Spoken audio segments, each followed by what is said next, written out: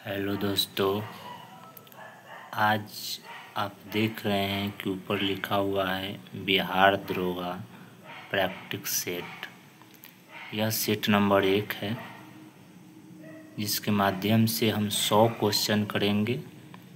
एडिटोरिया का है practice set Bihar दरोगा के वॉल्यूम 2। तो इस वीडियो के माध्यम से हम आज प्रैक्टिस सेट 1 लगाएंगे, फिर कल 2 लगाएंगे। इस तरह से रोज़ को रोज़ एक एक प्रैक्टिस सेट लगाएंगे।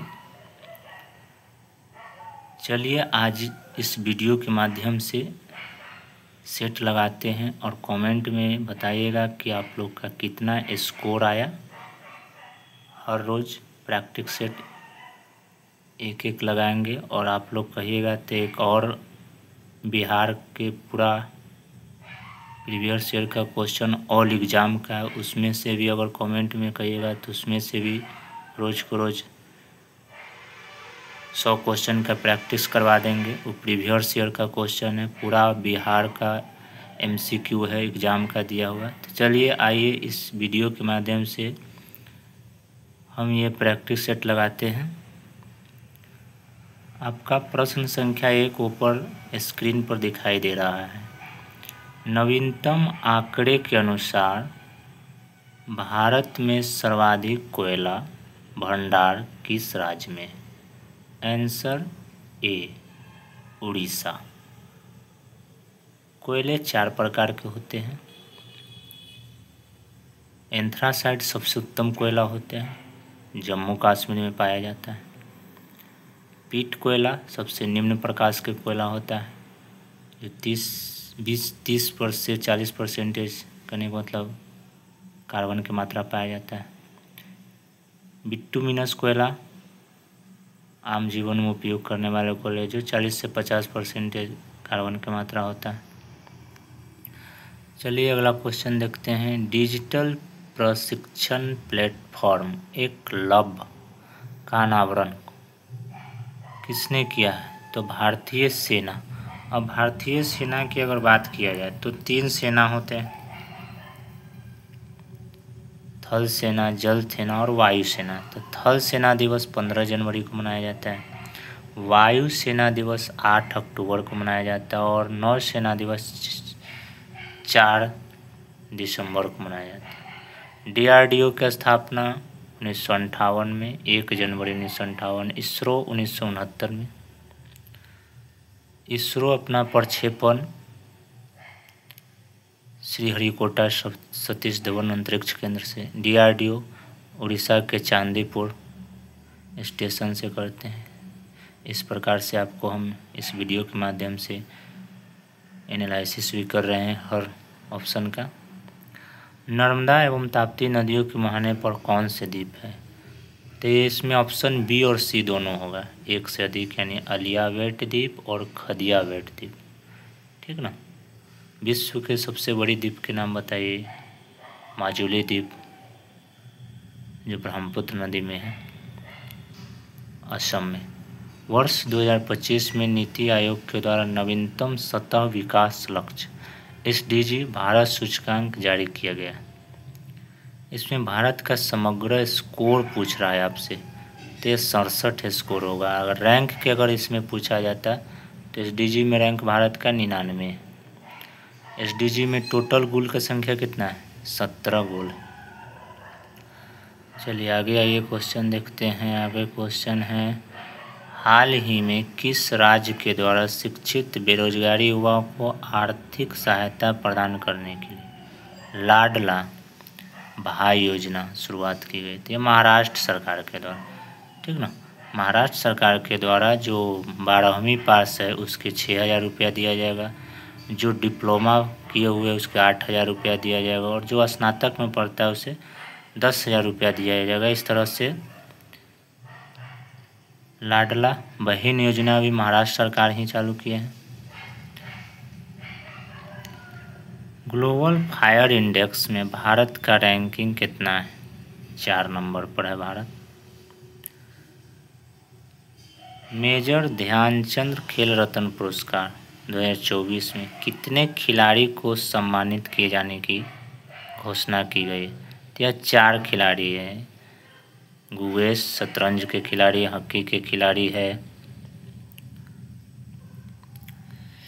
मेजर ध्यानचंद खेल रत्न पुरस्कार 2021 से पहले से राजीव गांधी खेल रत्न पुरस्कार था। 2021 में नाम बदलकर मेजर ध्यानचंद खेल रत्न पुरस्कार कर दिया गया था।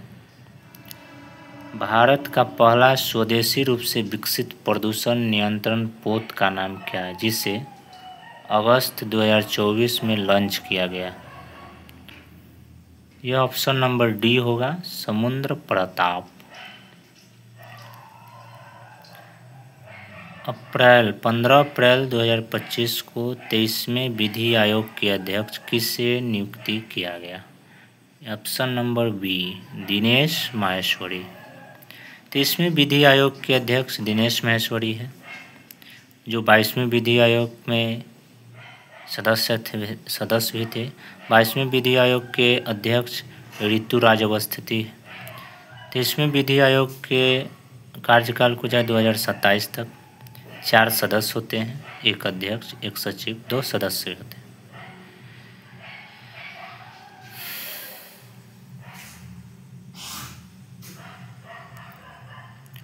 अगला क्वेश्चन है, किस टाइगर रिजर्व के पास दुनिया का पहला ब्लैक टाइगर सफारी की स्थापना की जाने योजना बनाई गई? तो ऑप्शन नंबर सी होगा, सिमलीपाल टाइगर रिजर्व। कौन सा टाइगर रिजर्व है? Similipal tiger reserve. अगला क्वेश्चन है, 18वीं वन स्थिति रिपोर्ट 2023 के अनुसार भारत का कितने प्रतिशत पर वन और वृक्ष दोनों है? तो यह 22.7% पर। कितने प्रतिशत पर है? 22.7% पर। नहीं, ऑप्शन होगा इसका बी, 25.17% पर। वन की अगर बात किया जाए तो वन 23.47% पर है, जबकि वृक्ष 3.74% पर।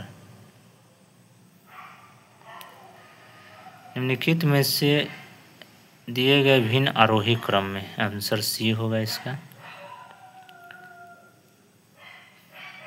एक आदेश के जरिए सभी राजनीतिक दलों के लिए संगठित चुनाव कराना और आयकर रिटर्न भरना अनिवार्य कर दिया गया। ऐसा आदेश किसके द्वारा जारी किया गया है? भारत के सुप्रीम कोर्ट के द्वारा। सुप्रीम कोर्ट अनुच्छेद 124 में भारत में एक सुप्रीम कोर्ट होगा। सुप्रीम कोर्ट अपना काम 28 जनवरी से शुरू हुए थे। सुप्रीम कोर्ट 5 तरह के रिट जारी करते हैं अनुच्छेद 32 के तहत। भारत के चुनाव आयोग के बात किया जाता है 324 में, चुनाव आयोग के बात किया गया है 326 में, वयस्क मताधिकार पर मतदान करने के बात किया गया है 325 में, धर्म जाति मूल वंश के भेदभाव करके सभी को चुनाव मतदान करने के बात किया गया है 25 में। महान्यवादी की अगर बात किया जाए तो महान्यवादी राष्ट्रपति के कानूनी सलाहकार देने के लिए, सरकार के सलाहकार देने के लिए महान्यवादी होता है। संसद में भाग लेते हैं, मतदान नहीं करते हैं, ठीक ना।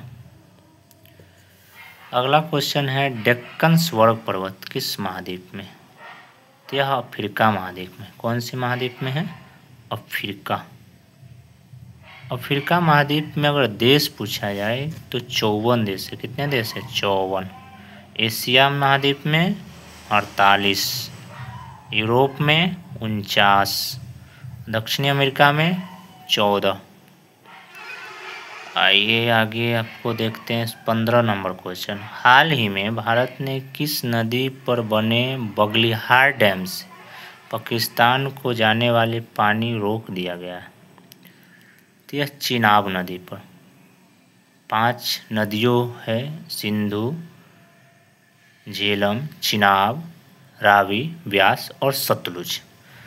तो सिंधु में मिलने वाले हैं नदियाँ सतलुज, और सतलुज में मिलने वाली नदियाँ अगर पूछा जाए तो व्यास है, और झेलम चिनाब में मिलता है, और फिर चिनाब में रावी मिलता है, और रावी बोले चिनाब सतलुज में मिलता है, सतलुज जाके फिर कहाँ मिलते हैं, सिंधु नदी में।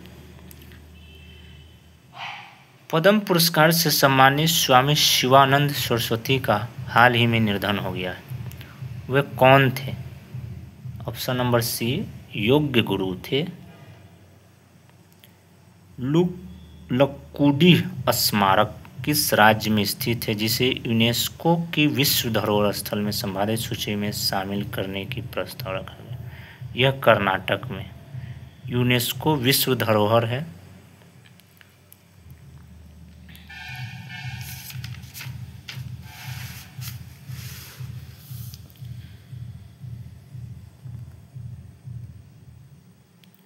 अगला क्वेश्चन है, लोकसभा अध्यक्ष ओम बिरला 2025-26 के कार्यकाल के लिए संसदीय प्राक्कलन समिति के अध्यक्ष नियुक्ति किया गया है, तो इसका आंसर होगा संजय जायसवाल के।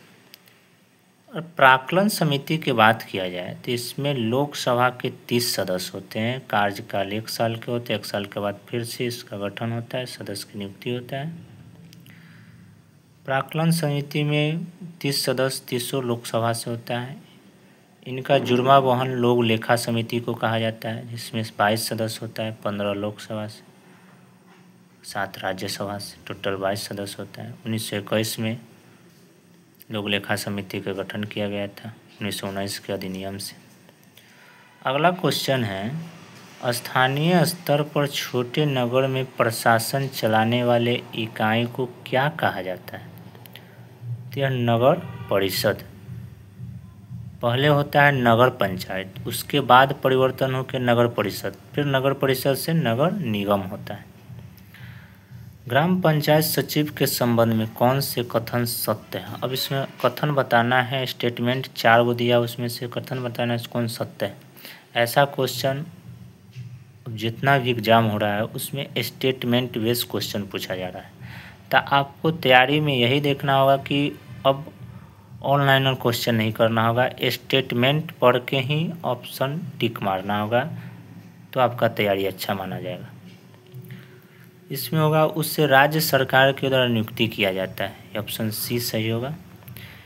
निम्न कथन पर विचार कीजिए, संसद हमारे लोकतंत्र का आधार स्तंभ है। सही बात है।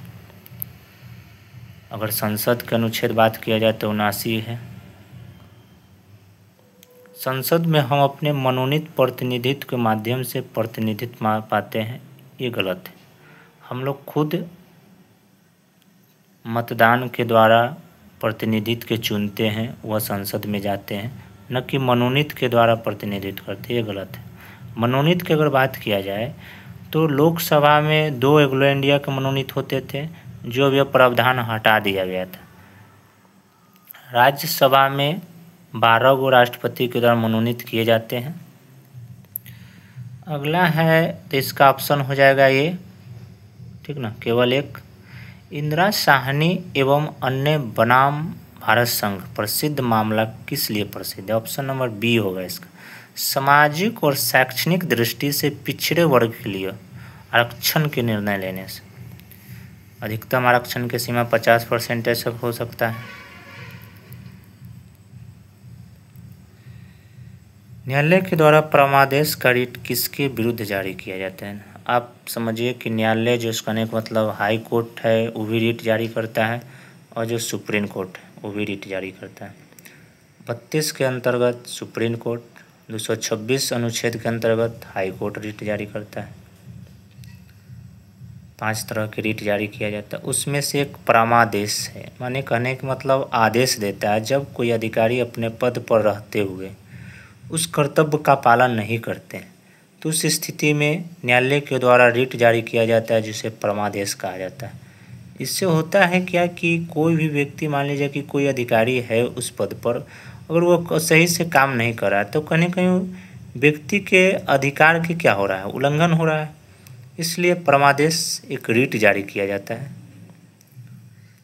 ऑप्शन नंबर हो जाएगा बी। किसी व्यक्ति को उसके प्राण और दैहिक स्वतंत्रता के संबंध में संरक्षण प्राप्त संविधान के किस अनुच्छेद में? तो इसका अनुच्छेद 21 होगा। प्राण और दैहिक की स्वतंत्रता सब किस में दिया हुआ? अपने प्राण की स्वयं रक्षा कर सकते हैं, अनुच्छेद 21 में। 32 में रीट जारी करता है।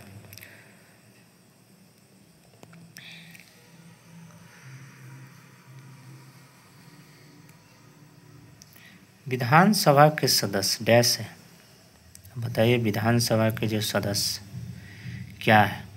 जनता के द्वारा चुने जाते हैं। जी, ऑप्शन ए होगा। निम्न कथन में से विचार करें। अब इस कथन पर विचार करिए। केवल लोकसभा में ही धन विधेयक प्रस्तुत किया जाता है। एकदम सही है। धन विधेयक अनुच्छेद 110 में है, बजट 112 में है। धन विधेयक लोकसभा में प्रस्तुत किया जाता है, राज्यसभा में से भेजा जाता है। राज्यसभा इस पर सुझाव दे सकते हैं, संशोधन नहीं कर सकते। अगर 14 दिन तक राज्यसभा में विधेयक रहा तो इसे पारित समझा जाएगा, ठीक ना। अगला है मंत्रिपरिषद केवल लोकसभा के प्रति उत्तरदायी होता है, राज्यसभा के प्रति नहीं। ये भी ऑप्शन सही है, यानी 1 और 2 दोनों होगा सही। मंत्रिपरिषद लोकसभा के प्रति, जबकि मंत्री राष्ट्रपति के प्रति उत्तरदायी होते हैं, याद रखिएगा। अगर यह केंद्र में पूछा गया है, अगर राज्य में पूछा जाए कि मंत्रिपरिषद, तो विधानसभा के प्रति होता है। अगर कहने का मतलब एक स्टेट के बारे में पूछा जाए कि मंत्रिपरिषद किसके प्रति होता है, तो विधानसभा का होता है। और मंत्री राज्यपाल के प्रति जिम्मेदारी होता है। अगला है स्वतंत्र भारत के प्रथम विदेश मंत्री कौन थे? तो यह जवाहरलाल नेहरू प्रधानमंत्री और विदेश मंत्री दोनों थे। राजकुमारी अमृता कौर स्वास्थ्य मंत्री थे। भीमराव अम्बेडकर कानून मंत्री थे।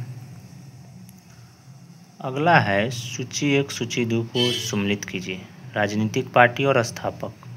भारतीय जनसंघ, जो अभी जनसंघ के ही नाम परिवर्तन करके बीजेपी है, इसे एनडीए सरकार कहा जाता है। श्यामा प्रसाद मुखर्जी, इसका स्थापक कौन है? श्यामा प्रसाद मुखर्जी के जन्म पश्चिम बंगाल में हुआ था। Republic party of India, Bhimrao Ambedkar कानून मंत्री रह चुके हैं भीमराव अम्बेडकर। प्रारूप समिति के अध्यक्ष भीमराव अम्बेडकर। प्रारूप समिति 29 अगस्त 1947 को गठन किया गया था। इसमें 7 सदस्य होते हैं, इनके अध्यक्ष भीमराव अम्बेडकर। स्वतंत्र पार्टी के मुंशी, इस तरह से लगा लीजिएगा इसमें। अगला है निम्न में से कौन सा विषाणु जनित रोग है? देखिए, रोग वायरस से भी होता है, प्रोटोजोआ से होता है, बैक्टीरिया से होता है और कवक से होता है। तो गंजापन कवक से होता है, जो बाल का रोग होता है वो कवकीय रोग है। मलेरिया ये सब क्या है? प्रोटोजोआ से है। मसूड़े उसूड़े से खून आना, पैरिया क्या है? प्रोटोजोआ से जनित रोग है। पीलिया वायरस से होता है, जिसमें लीवर खराब हो जाता है, ठीक है। लीवर जो कहने का मतलब बिलिरुबिन की मात्रा जब लीवर में ज़्यादा बनने लगता है तो पूरा शरीर पीला हो जाता है, जिसे पीलिया रोग या जॉन्डिस रोग कहा जाता है। बात समझे? तो इसमें ऑप्शन हो जाएगा सी। हैजा बैक्टीरिया के कारण होता है। विषाणु की अगर बात किया जाता है, विषाणु न सजीव है न निर्जीव है, दोनों के बीच की कड़ी है। विषाणु के ऊपर के जो कवर बना होता है प्रोटीन का बना होता है। अगला ये क्वेश्चन देखते हैं 30 नंबर। प्राकृतिक चयन की अवधारणा किस प्रस्तुत किया था? यह डार्विन ने किया था। और मेंडल ने आनुवंशिकता के बारे में मटर के पौधा पर रिसर्च किए थे। अगला क्वेश्चन है मानव शरीर में निषेचन की प्रक्रिया कहाँ होते हैं? तो डिम्बाहिनी नलिका यानी बी में होता है। मानव शरीर में निषेचन की प्रक्रिया कहाँ होता है? डिम्बाहिनी नली यानी नलिका बी में होता है। लैंगहैरस दीपिका में पाए जाने वाले बीटा कोशिका निम्न में से किस हार्मोन का स्राव करता है? तो यह इंसुलिन। इसके बारे में अगर जानिएगा, बीटा कोशिका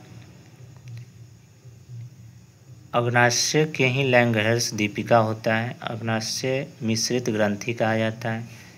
कुछ ग्रंथि एंजाइम बनाता है, कुछ ग्रंथि हार्मोन बनाता है, और हार्मोन एंजाइम दोनों बनाता है, उसे मिश्रित ग्रंथि कहा जाता है। तो एकमात्र शरीर के मिश्रित ग्रंथि अग्नाशय ग्रंथि, जिसके बीटा कोशिका से इंसुलिन छोड़ता है, जो ग्लूकोज की मात्रा को नियंत्रण करता है।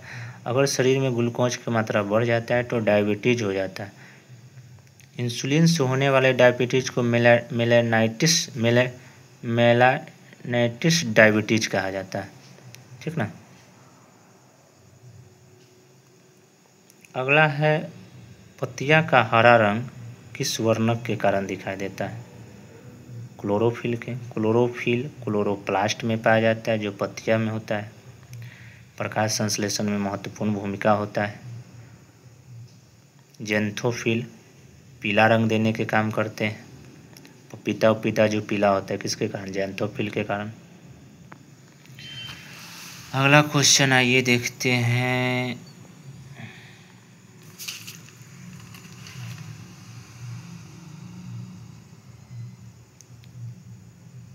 अगला क्वेश्चन है, आपसे कह दें, जब पादप कोशिका से पानी निकल जाता है तथा कोशिका में झिल्ली सिकुड़ कर कोशिका भित्ति अलग हो जाती है, क्या कहलाता है? जीव द्रव कोचन।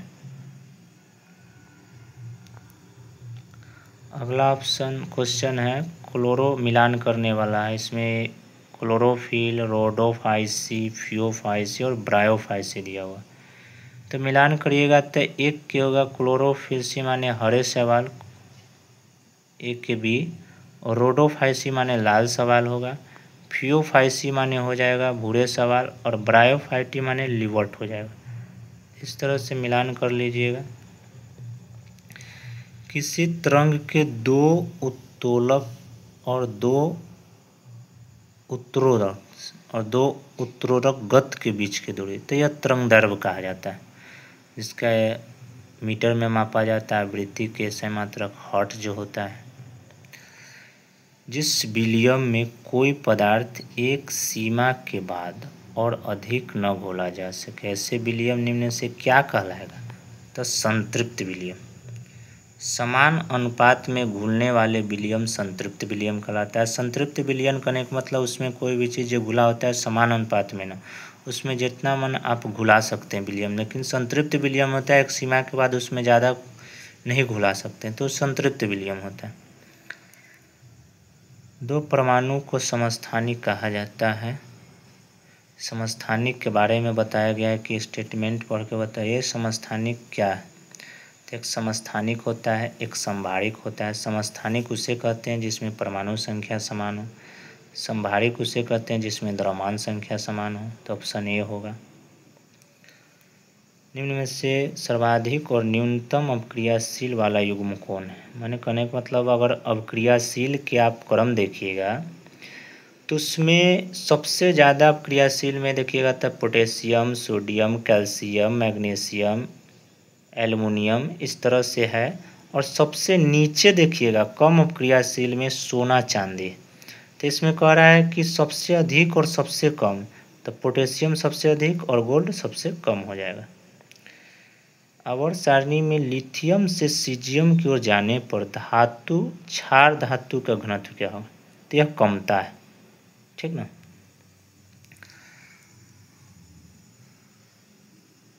आइए क्वेश्चन नंबर 41 देखते हैं। स्थिर आयतन पर किसी निश्चित मात्रा वाले गैस का दाब उसके परम ताप के समानुपाती होता है।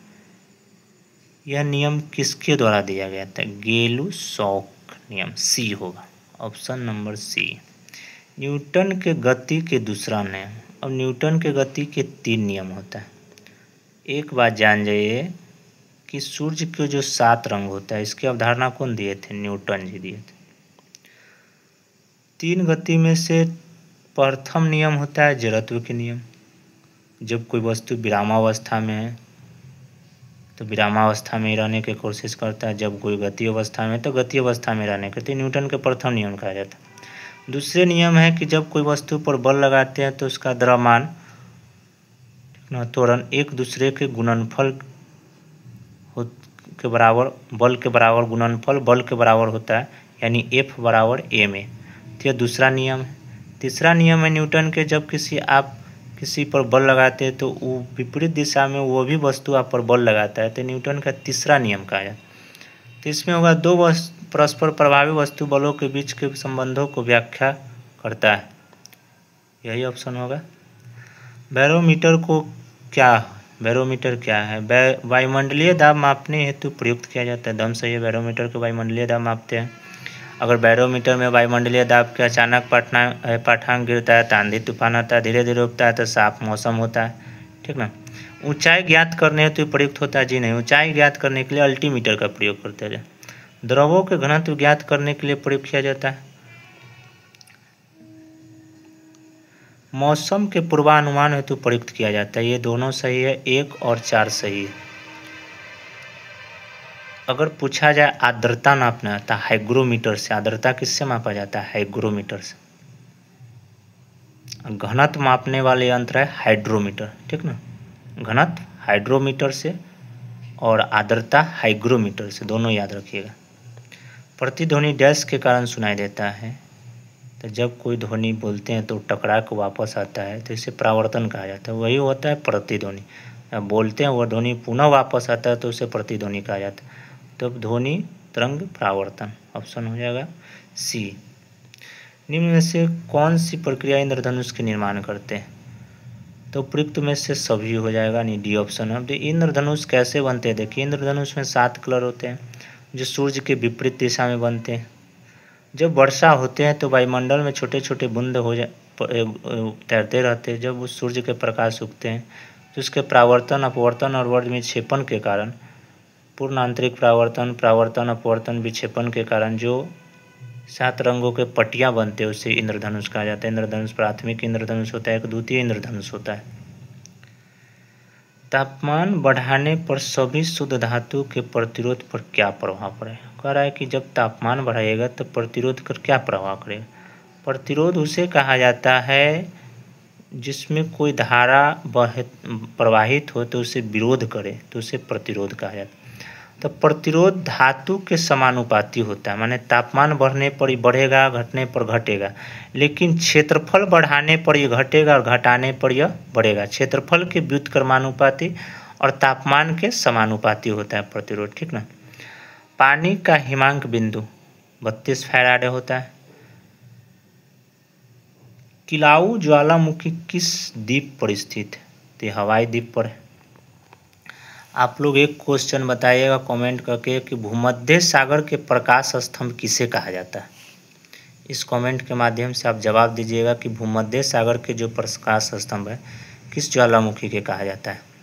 ग्रीनलैंड की अगर बात किया जाए तो सबसे बड़ा महाद्वीप है ग्रीनलैंड, ठीक ना, जिस पर किसका अधिकार है? डेनमार्क का अधिकार है, ठीक ना। ग्रीनलैंड पर किसका अधिकार है? डेनमार्क है।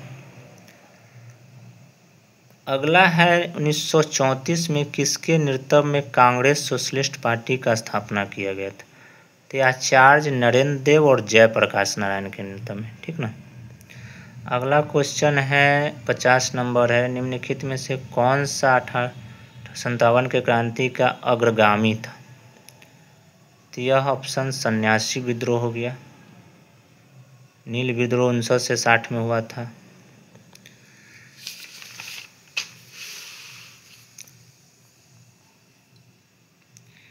मिलान करने वाले हैं, देख रहे हैं, इसमें मिलान करिए। सोम प्रकाश के लेखक कौन है? ईश्वरचंद विद्यासागर। Indian mirror Debendranath Tagore. युगांतर वरिंद्रनाथ घोष।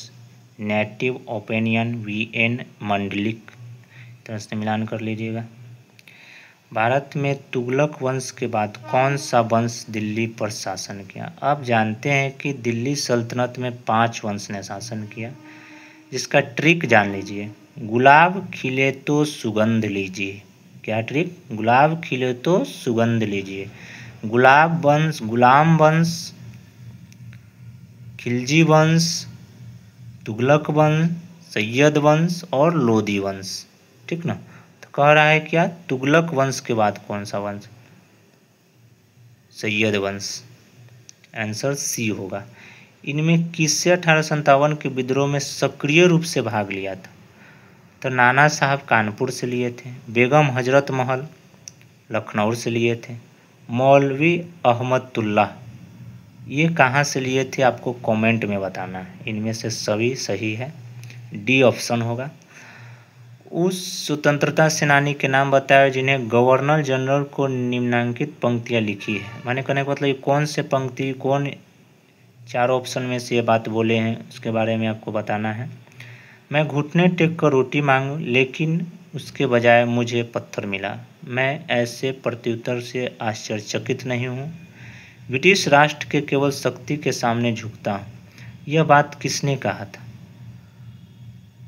यह बात महात्मा गांधी जी के द्वारा किया गया था। जब 11 सूत्री विभाजन प्रस्तुत किया गया था तो उस समय अंग्रेजी जो गवर्नर जनरल थे वो नहीं माने थे, तो उस समय यह बात गांधी जी ने बोले थे।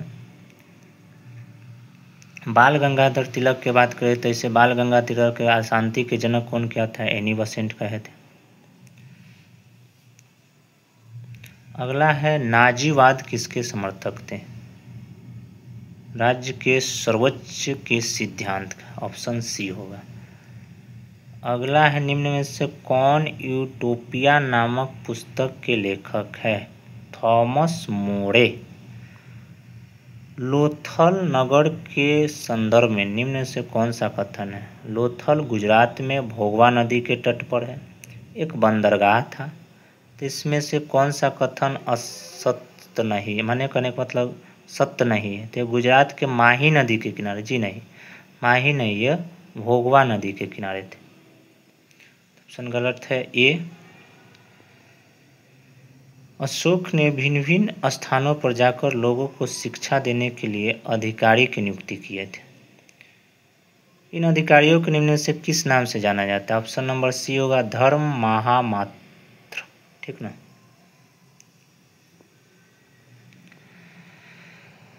उनसठ नंबर क्वेश्चन है, गंधार कला शैली एक समन्वय है, किसका मिश्रण है? बताइए। भारतीय तथा यूनानी कला का, ऑप्शन नंबर डी। हर्ष के संदर्भ में निम्न में से कौन सा कथन असत्य है? हर्षवर्धन जो शासक था उसके बारे में कहा जा रहा है कि कौन सा कथन असत्य है? तो हर्षवर्धन के शासनकाल में हेनसोंग आया था। हर्षवर्धन के दरबारी कवि वानभट्ट था। ठीक है। फाहियान हर्ष के शासनकाल में आया था, जी नहीं, गलत है। ऑप्शन बी इसका राइट आंसर होगा। फाहियान चंद्रगुप्त के समय आया था फाहियान, जबकि हर्षवर्धन के समय हेनसोंग आया था। चेर शासक ने अपने अभिलेखों में किस भाषा का प्रयोग किया था? मलयालम। मलयालम कहाँ के भाषा है? केरल का। कन्नड़ कर्नाटक का। तेलुगु तमिलनाडु के। तमिल आंध्र प्रदेश के। इस तरह से सब तरह के भाषा जान गए। 62 नंबर क्वेश्चन है, महात्मा बुद्ध के संदर्भ में निम्न से कथन पर विचार कीजिए। इन्हें अपना पहला उपदेश सारनाथ में दिया था। सही बात है। महात्मा बुद्ध की अगर बात किया जाता है, जन्म नेपाल के लुम्बिनी वन में हुआ। इनका ज्ञान के प्राप्ति बोधगया में पीपल के वृक्ष के नीचे 6 वर्ष के तपस्या के बाद जब ज्ञान के प्राप्ति हो गया था, तो प्रथम उद्देश्य यह सारनाथ में दिए थे, जिसे धर्मचक्र प्रवर्तन कहा जाता है। इनका मृत्यु के महापरिनिर्वाण कहा जाता है। तो पहला उपदेश सारनाथ में दिया था, दम सही। उनके उपदेश आत्मा और परमात्मा के विषय में होते थे, ये बात गलत है। उन्हें दुख से निवृत्ति के लिए अष्टांगिक मार्ग का बात बताए थे। सही 1 और 3 सही आंसर सी होगा। जनगणना 2011 के अनुसार भारत के निम्नलिखित में से किसे केंद्र शासित प्रदेश के सर्वाधिक? यह लक्षद्वीप। ठीक ना। अंडमान निकोबार, तिकरावाद, उसके बाद हो गया दादर नगर हवेली, दमन द्वीप। भारत और अमेरिका के बीच होने वाले संयुक्त सैन्य अभ्यास युद्ध अभ्यास 24 का आयोजन कहाँ हुआ था? राजस्थान के महाजन फील्ड में। किस वायुदाब पेटी को अश्व अक्षांश कहा जाता है? 30 से 35 डिग्री नॉर्थ साउथ। असत्य कथनों को विचार कीजिए। सिंधु नदी जम्मू कश्मीर से होकर प्रवाहित होते हैं, जी नहीं, गलत है। श्योक नदी झेलम की सहायक नदी, ये भी गलत है। झेलम सिंधु नदी के बड़ी सहायक नदी, नहीं, सभी असत्य है। आंसर डी होगा। हाल ही में किसने खेलो इंडिया यूथ गेम्स के 7वें संस्करण के उद्घाटन किया? बिहार में खेलो इंडिया यूथ गेम हुए थे। बीज गेम से अगर बात किया जाए तो विंटर गेम जम्मू कश्मीर में हुआ था। खेलो India winter game Jammu Kashmir हुआ। 7वें संस्करण के यूथ गेम बिहार में हुआ था, 5 जगह पर हुआ था। कौन कौन है? पटना, राजगीर, भागलपुर, बेगूसराय और एक और स्थान है। आप उस कमेंट में नाम बताइए कि एक और स्थान कौन है। तो प्रधानमंत्री नरेंद्र मोदी, इसका ऑप्शन क्या होगा? सी नंबर।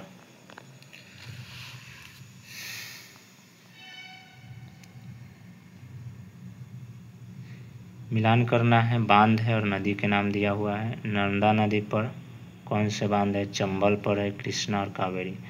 कावेरी पर मेटूर बांध है, कृष्णा पर नागार्जुन सागर है, चंबल पर राणा प्रताप सागर है, महात्मा गांधी बांध है। ये सब चंबल नदी पर राजस्थान में। मैग्नीशियम 2 आयन का इलेक्ट्रॉनिक विन्यास 282 12 होता है। मैग्नीशियम के परमाणु संख्या 12, सोडियम के 11।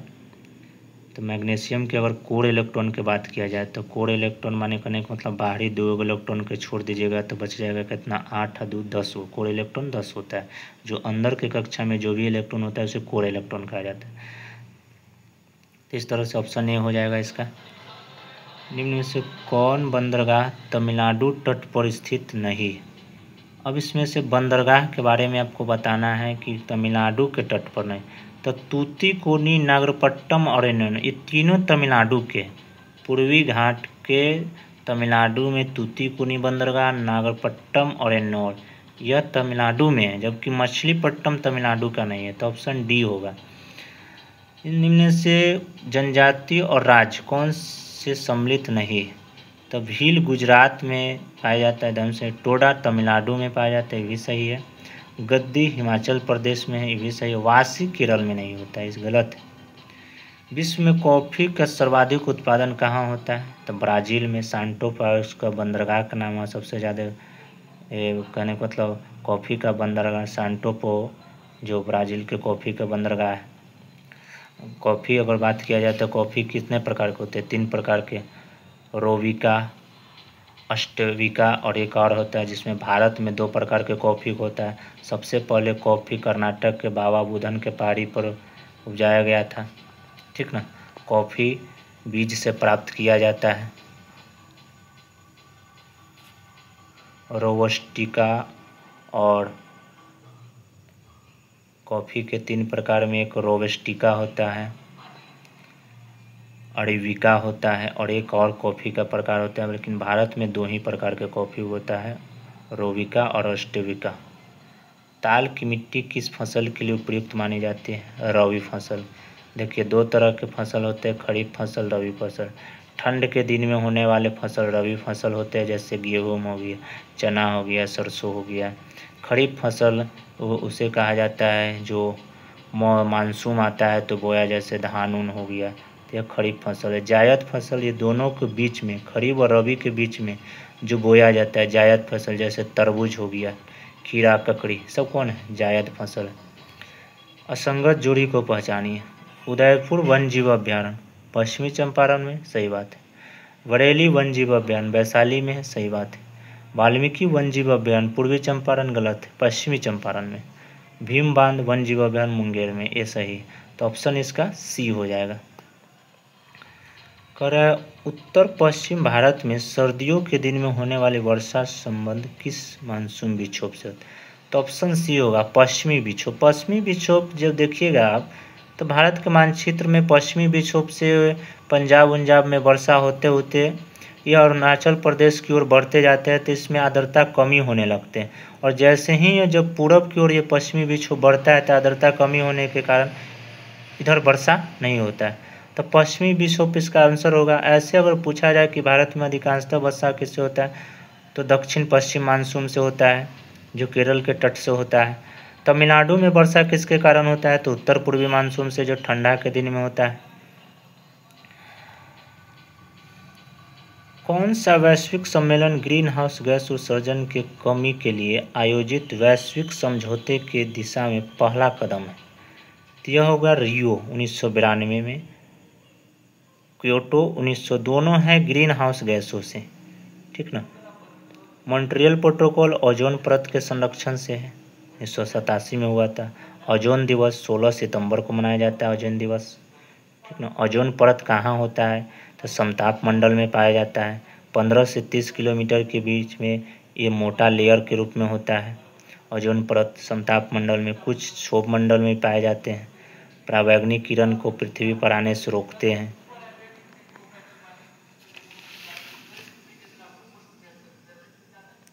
अगला क्वेश्चन, यदि श्रम, ठीक ना, यदि श्रम पूंजी में सस्ता है तो अधिक श्रम संसाधन विधियों का प्रयोग होगा, और यदि श्रम की अपेक्षा पूंजी सस्ती है तो उत्पादन में अधिक पूंजी प्रावधान विधियों का प्रयोग होगा।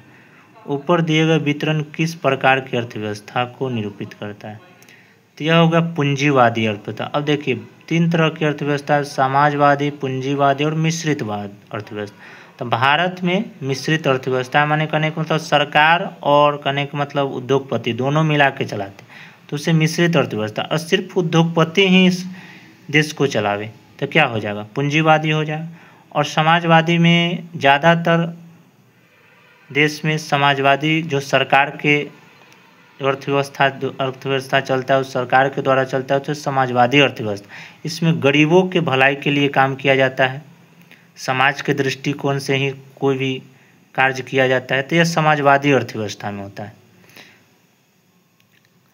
भारत में निम्नलिखित में से किस पंचवर्षीय योजना में अर्थव्यवस्था के समाजवादी प्रारूप को अपनाया गया था, तो यह हो जाएगा 5वीं पंचवर्षीय योजना। 5वीं पंचवर्षीय गरीबी हटाओ के नारा दिए गए थे। तीसरी पंचवर्षीय 61 से लेके कहने का मतलब 66 तक लाइन का कार्यकाल है। योजना आवास के बाद किया जाता है 66 से लेकर 69 तक ला था, 3 साल के। दूसरी पंचवर्षीय योजना 56 से लेके 61 तक ला था।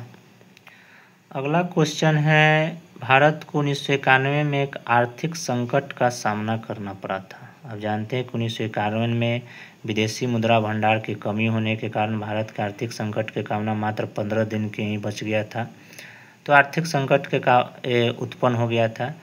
तो निम्न में से कौन सा संकट प्रमुख कारण रहा, तब भारत की आयात प्रतिस्पर्धा नीति, विदेशी मुद्रा का उच्च स्तर, बाहरीकरण का उच्च स्तर, राजनीतिक स्थिरता। यह ऑप्शन सी हो जाएगा। बाजार नियम किस अर्थशास्त्री ने दिया था, तो यह जेविसे ने दिया था, ऑप्शन डी। डेयरी आर्थिक गतिविधियों के किस क्षेत्र में आती है, डेयरी, तो यह प्राथमिक क्षेत्र में आती है। प्राथमिक क्षेत्र में जो हम प्राकृतिक से जो भी चीज़ प्राप्त करते हैं उसे प्राथमिक क्षेत्र कहते हैं। और वह प्राकृतिक से प्राप्त किए हुए कच्चे चीज़ को जब हम कोई भी चीज़ उससे निर्माण करते हैं तो वह द्वितीय क्षेत्र हो गया। जैसे दूध, अब दूध से पनीर बना लिए और कुछ बना लिए तो द्वितीय क्षेत्र हो गया, लेकिन दूध प्राथमिक क्षेत्र के अंदर। तृतीय क्षेत्र सेवा क्षेत्र कहा जाता है। ऐसे टोटल 5 क्षेत्र होता है। रेपो रेट क्या है, यह एक रेट है जो आरबीआई से वाणिज्य बैंक कर्ज लेते हैं। तो यह वह दर है जिस पर आरबीआई धन की कमी की स्थिति में वाणिज्य बैंक को अल्पकालीन ऋण देते हैं। माने 90 दिन से कम के लिए जो ऋण दिया जाता है उसे अल्पकालीन ऋण कहा जाता है, ठीक ना। तो यह आरबीआई ऋण देते हैं जो वाणिज्य बैंक है उनके, ठीक ना। अगर यही रेपो रेट बढ़ जाता है तो वाणिज्य बैंक आरबीआई से पैसा कम लेते हैं, तो वह पैसा जनता के पास कम बांटते हैं। तो इस तरह से मुद्रास्फीति पर कंट्रोल किया जाता है। निम्न में से किस दिन संयुक्त राष्ट्र शांति सैनिक अंतर्राष्ट्रीय दिवस मनाया जाता है, तो आंसर होगा 29 मई। अब इस संगठन और उनके मुख्यालय दिया हुआ, आप इसको मिलान करिएगा। अंतर्राष्ट्रीय न्यायालय द हेग में होगा। इसमें जो न्यायाधीश होता है उसका कार्यकाल 9 वर्ष का होता है, नीदरलैंड में है। खाद्य एवं कृषि संगठन रोम में 1965 में स्थापना हुआ है। इटली की राजधानी रोम टाइबर नदी के किनारे बसा हुआ है। यूनिसेफ न्यूयॉर्क हडसन नदी के किनारे है। विश्व व्यापार संगठन जेनेवा। विश्व व्यापार संगठन WTO, पहले गेट नाम था, 1995 में WTO इसका नाम पड़ गया। विश्व व्यापार संगठन है। यानी कहने का मतलब दुनिया में जो भी व्यापार को सुगमता बनाने के काम कौन करता है? विश्व व्यापार संगठन, जिसका मुख्यालय जेनेवा है। स्विट्जरलैंड की राजधानी जेनेवा।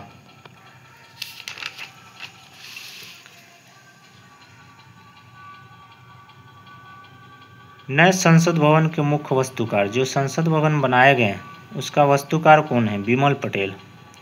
गैबोन देश की राजधानी निम्न से कौन है? Libreville, option B. भारत प्राणी सर्वेक्षण स्थापना निम्न से किस वर्ष को की गई थी? 1916, 20 जुलाई 1916। अनुसूचित जाति अनुसूचित जनजाति के अधिनियम बनाया गया था 1989 में। किस देश की संसद को नेसेट के नाम से जाना जाता है? तो इजराइल। इजराइल में यहूदी धर्म के लोग रहते हैं। निम्न में से कौन से प्रेम शब्द का पर्यायवाची नहीं है? तो घृणा। आंसर डी होगा।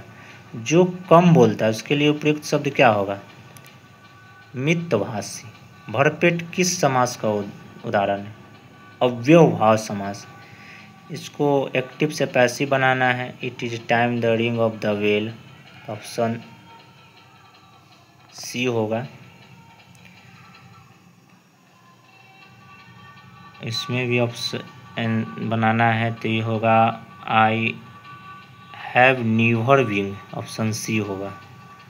One nation one student ID card का नाम अफार कार्ड है। अब इस तरह से मैथ दिया हुआ है तो मैथ देख लीजिए, आप लोग बना लीजिएगा।